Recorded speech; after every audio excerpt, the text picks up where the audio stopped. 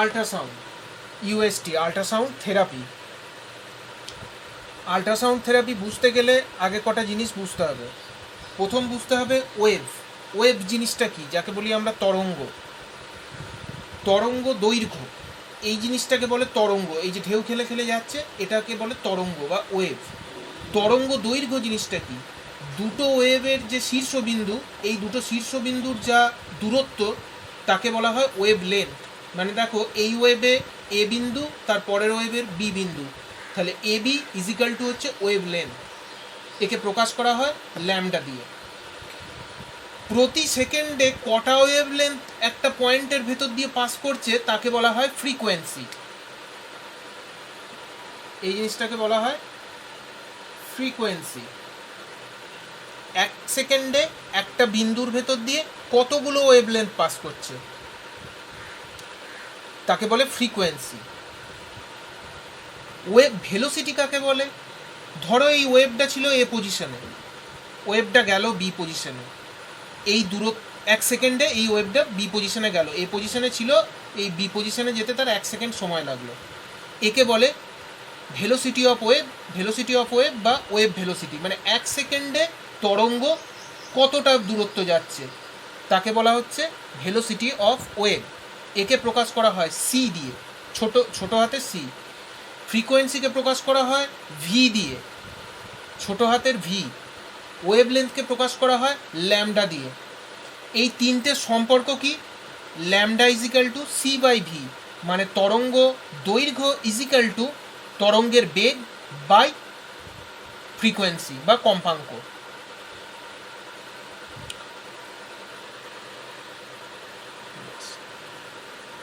আমাদের audible sound মানে যে সাউন্ডটা আমরা কানে শুনি এর হাইয়েস্ট লিমিট হচ্ছে 20 কিলো হার্টজ। এর বেশি হয়ে গেলে আমাদের কানে সেই আওয়াজ ঢুকবে না, বা এর কম হয়ে গেলে ঢুকবে, কিন্তু এর বেশি হয়ে গেলে ঢুকবে না, বা ঢুকলেও কানের পর্দা ফাটিয়ে দিতে পারে। তাহলে আমাদের highest limit of audible sound হচ্ছে 20 কিলো হার্টজ।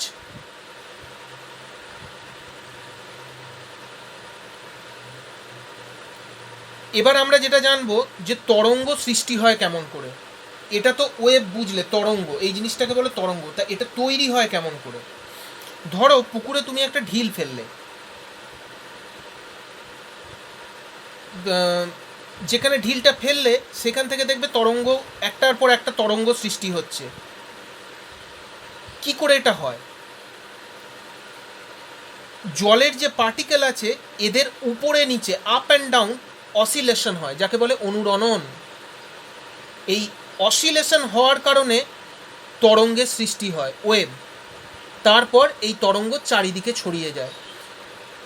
দেখবে যদি এই তরঙ্গের মাঝখানে কোনো পেপার বা কোনো ছোট গাছের পাতা ফেলে দেওয়া হয়, দেখা যাবে তরঙ্গটা বাড়ছে, কিন্তু সেই পাতার টুকরোটা কিন্তু ওই তরঙ্গের সঙ্গে সঙ্গে এগিয়ে যাচ্ছে না বা পিছিয়ে যাচ্ছে না, ওরা আপ অ্যান্ড ডাউন করবে। দ্যাট মিনস অসিলেশন হয়, জলের কণাগুলোর অসিলেশন হয়। এই অসিলেশন হয় বলেই ওয়েভ ফরমেশন হয়। এই যে কণার অসিলেশন হয়, কণাটা ছিল এই জায়গায়, ধরে নাও এটা এ পজিশন, কণাটা এলো বি পজিশনে, আবার এ পজিশনে ফিরে গেল, তাহলে যেখান থেকে ও জার্নি শুরু করেছিল আবার সেখানেই ফিরে গেল। একে বলা হয় টোটাল ভাইব্রেশন। আমরা যত আওয়াজ শুনি সব টোটাল ভাইব্রেশন শুনি। যে আওয়াজ দেখবে অনেক সময় হয় এমন এমন আওয়াজ, যে আওয়াজ আমাদের কানে অর্ধেকটা ঢুকলো, কেউ কিছু বললো, খানিকটা ঢুকলো না, শুনতে পেলাম না কথাটা। দ্যাট মিনস এই অসিলেশনটা কমপ্লিট হয়নি। যে অংশটা আমাদের কানে গিয়ে ঢুকলো না মানে হচ্ছে পার্টিকেলগুলো অসিলেশনটা কমপ্লিট হয়নি। সাউন্ড পার্টিকেল, যখন আমরা কথা বলি বা আমরা আমাদের কানে যে আওয়াজ এসে ঢুকছে, এখানে সাউন্ড পার্টিকেল আছে বাতাসে, যে সাউন্ড পার্টিকেল ওয়েভ আকারে এসে আমাদের কানে ঢুকছে এয়ার, ভায়া এয়ার, বায়ু মাধ্যমে।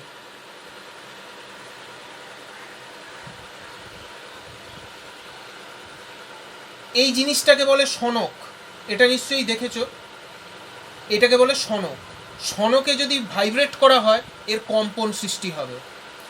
এই কম্পনটা আমাদের কান অবধি পৌঁছবে যখন, তখন একটা নির্দিষ্ট রিদিমের ভেতর দিয়ে সে পাস করে আমাদের কান অবধি পৌঁছবে। সেই রিদিমটা কীরকম?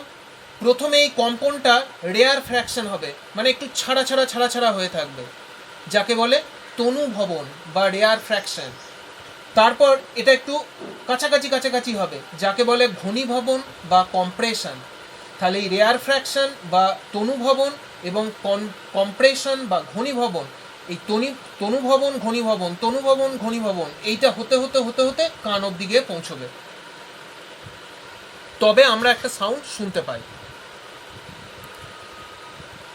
এবার শব্দের যে রিফ্লেকশন থিওরি আছে, সেই থিওরিতে কি বলা হচ্ছে না, প্রতিফলিত যে শব্দ এটা হচ্ছে প্রতিফলিত শব্দ, আপতিত শব্দ, যে শব্দটা এসে পড়ল, প্রতিফলিত শব্দ এবং আপতিত শব্দ, প্রতিফলিত শব্দের মাঝে যে অভিলম্ব, এরা একই সমতলে থাকবে। এবং অভিলম্ব এবং আপতিত শব্দ মধ্যে যে কোণটা তৈরি হবে, আর প্রতিফলিত শব্দ এবং অভিলম্ব তার মধ্যে যে কোণটা তৈরি হবে, এই দুটো কোণ হবে সমান। এইবারে এসো, একটা আল্ট্রাসাউন্ড মেশিন কাজ করে কেমন করে না, একটা হাই ফ্রিকোয়েন্সি সোর্স থাকে, ঠিক আছে, হাই ফ্রিকোয়েন্সি সোর্স থাকে কারেন্টের, ধরে নাও সেটা 1 মেগাহার্টজ। স্বাভাবিকভাবে এটা 1 মেগাহার্টজ থেকে 3 মেগাহার্টজ পর্যন্ত এর ক্যাপাসিটি থাকে। তাহলে একটা হাই ফ্রিকোয়েন্সি কারেন্টের সোর্স থাকবে, তারের মাধ্যমে কারেন্ট পাস করবে, ট্রান্সডিউসার হেড বলে এটাকে, আমি পরে তোমাদের গোটা জিনিসটা দেখাচ্ছি। ট্রান্সডিউসার হেড থাকে, এই ট্রান্সডিউসার হেডের ভেতরে একটা ইলেকট্রোড আছে, কোয়ার্টজ পার্টিকেল আছে, আর মেটাল ফ্রন্ট প্লেট আছে। তাই কারেন্ট পাস করে গিয়ে প্রথমে কাকে হিট করবে? ইলেকট্রোডকে হিট করবে। ইলেকট্রোড কোয়ার্টজ ক্রিস্টালকে গিয়ে হিট করবে। কোয়ার্টজ ক্রিস্টাল তখন শেপ চেঞ্জ করবে, যখনই শেপ চেঞ্জ করবে তখনই মেটাল ফ্রন্ট প্লেটে আল্ট্রাসাউন্ড এনার্জি জেনারেট করবে।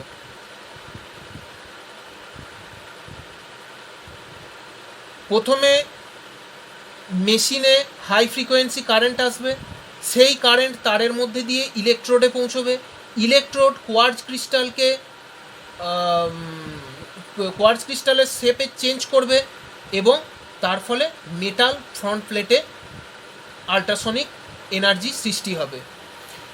এই যে কোয়ার্টজ ক্রিস্টালের এই ইলেকট্রোডে কারেন্ট পাস করার সঙ্গে সঙ্গে কোয়ার্টজ ক্রিস্টাল তার শেপ চেঞ্জ করছে, এবং সে শেপ চেঞ্জ করছে বলে মেটাল ফ্রন্ট প্লেটে আল্ট্রাসনিক এনার্জি সৃষ্টি হচ্ছে। এই সিস্টেমটাকে বলা হয় পিয়েজো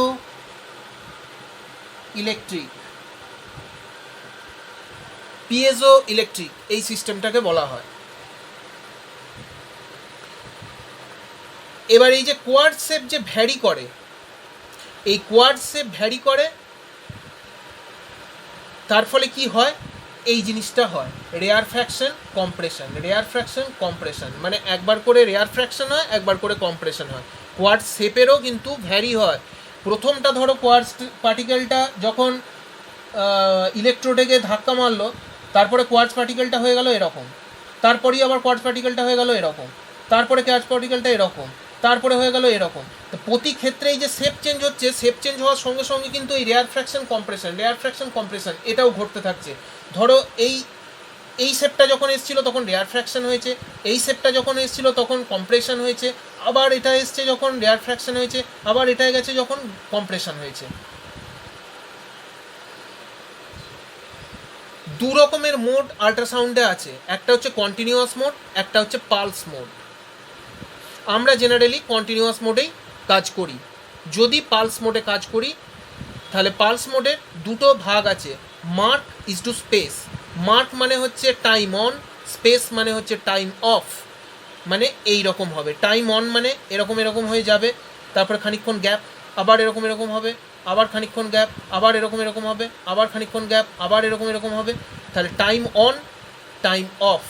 টাইম অফ মানে রেস্ট, টাইম অন মানে এই ওয়েভটা তৈরি হচ্ছে, time on time off, time on time off, time on time off, এইভাবে পালসটা কাজ করে, পালস মোডটা কাজ করে। Mark is to space. আল্ট্রাসাউন্ডের এই পালস মোড করা থাকে। যদি 1:4 দাও তাহলে হিট জেনারেশন কম হবে, যদি 1:1 দাও হিট জেনারেশন বেশি হবে। এটা পেশেন্টের পেন মডিউলেশনের উপর নির্ভর করছে যে তুমি পালস মোডটা কতই দেবে।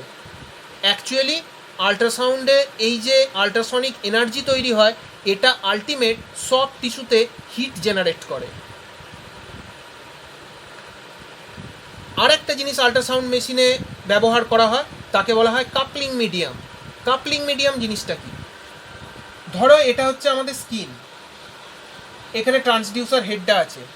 আমি যদি কোনো রকম কাপলিং মিডিয়াম না দিই, এর মাঝখানে কিছু না দিই, এই ট্রান্সডিউসার হেড এবং স্কিনের মাঝখানে কিছু না দিই, তাহলে মাঝখানটা এয়ার আছে। এয়ার করবে কি, এই যে আল্ট্রাসনিক এনার্জিটা বেরোবে, এই আল্ট্রাসনিক এনার্জিটাকে ফের রিব্যাক করে দেবে ট্রান্সডিউসার হেডে, তাতে আমার লাভের লাভ কিছুই হবে না।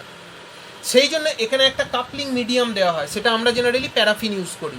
প্যারাফিনটা ইউজ করলে কি হয়, ওই জায়গা থেকে ধরো স্কিনে হেডেতে প্যারাফিনটা নিলে দিয়ে এবার স্কিনের উপর ট্রান্সডিউসার হেডটাকে ধরলে মাঝখানে যে এয়ার বাবলটা আছে, এই এয়ার বাবলটা বেরিয়ে চলে যায়।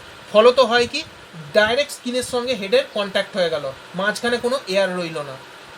তখন হেড থেকে যে আল্ট্রাসনিক এনার্জিটা জেনারেট করবে সেটা ডাইরেক্ট আমাদের স্কিনের মাধ্যমে চলে যাবে সফট টিস্যুতে। এই হচ্ছে জেনারেল আইডিয়া আল্ট্রাসাউন্ড মেশিনের। এরপর তোমাদের আমি আল্ট্রাসাউন্ড মেশিনটা একবার দেখাচ্ছি।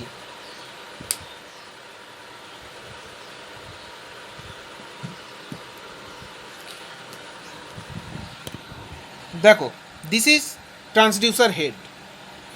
এই ট্রান্সডিউসার হেডের ভেতরে আছে একটা, এইটা হচ্ছে মেটাল ফ্রন্ট প্লেট, এই সামনে যে প্লেটটা দেখতে পাচ্ছ, আর ভেতরে কি আছে, ইলেকট্রোড আছে, আর আছে কোয়ার্টজ ক্রিস্টাল। এটা তার, এইটা হচ্ছে সেই মেশিন, যে মেশিনকে বলা হচ্ছে source of high frequency current. এবার দেখো,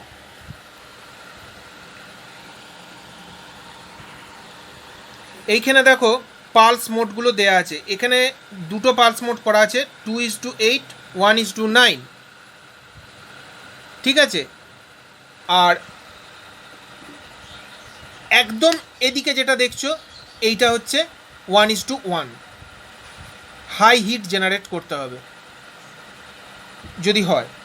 2:8 যখন আমি করলাম তখন হিটটা একটু কম উৎপন্ন হবে। আমি যখন 1:9 করলাম আরও কম উৎপন্ন হবে। কিন্তু এইদিকে যেটা আছে বাঁ দিকে, এই এই এটা হয়ে গেল 1:1, ঠিক আছে।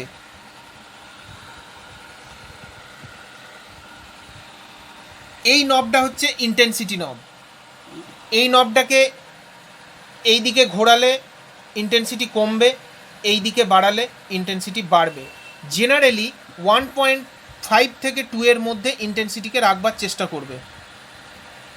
এইখানে দেখো intensity watt per centimetre square, এইখানে কত ইন্টেন্সিটি বাড়াচ্ছ এখানে শো করবে। এটা হলো টাইমার, কতক্ষণ তুমি দেবে, ম্যাক্সিমাম 15 মিনিট, তার বেশি নয়। পিছনে কর্ড আছে, কর্ডে তারটা লাগাবে, এই সুইচটাকে অন করবে,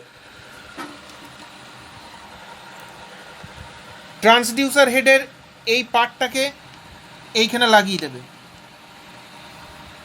হলো। এরপর এই যে সেট বাটনটা দেখছো, এই সেট বাটনে ক্লিক করবে।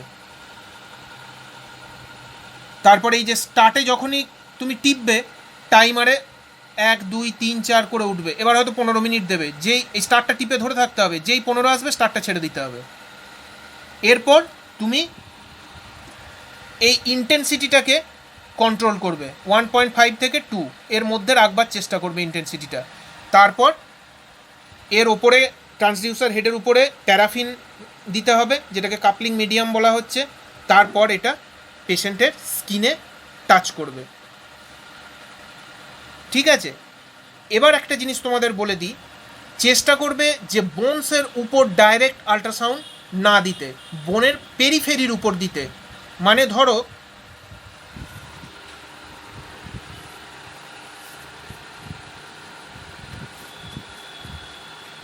এই হচ্ছে আমার নি জয়েন্ট, ওকে, এই নি জয়েন্টের এই পেরিফেরি ধরে আল্ট্রাসাউন্ডের হেডটা ইউজ করতে হবে।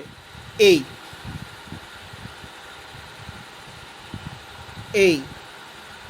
কখনো এরকম ডাইরেক্ট না দেওয়ারই চেষ্টা করবে। তার কারণ হচ্ছে ডাইরেক্ট তুমি যখনই দেবে তখনই পেরিঅস্টিয়াল পেন তৈরি হতে পারে। পেরিঅস্টিয়াল পেন জিনিসটা কি আমি তোমাকে সেটা তোমাদের পাঠিয়ে দেবো। পেরিঅস্টিয়াল জিনিসটা একটু জেনে রাখো যে এখানে যখনই আল্ট্রাসনিক ওয়েভ পড়বে, এই আল্ট্রাসনিক ওয়েভের রিফ্লেকশন হবে, তখন এখানে প্রচুর লোকালি হিট জেনারেট করবে, এবং লোকালি হিট জেনারেট করার ফলে এখানে ব্যথা তৈরি হবে। এইটা কি বলা হচ্ছে পেরিঅস্টিয়াল পেন। বোনের পেরিঅস্টিয়াম যে আবরণটা আছে সেই আবরণে ইনফ্লামেশন তৈরি হবে। সেই জন্য জেনারেলি চেষ্টা করবে যে ডাইরেক্ট শরীরের যে কোনো জায়গায় বোনের উপর ডাইরেক্ট না দিয়ে বোনের চারপাশে আল্ট্রাসাউন্ডটা দিতে।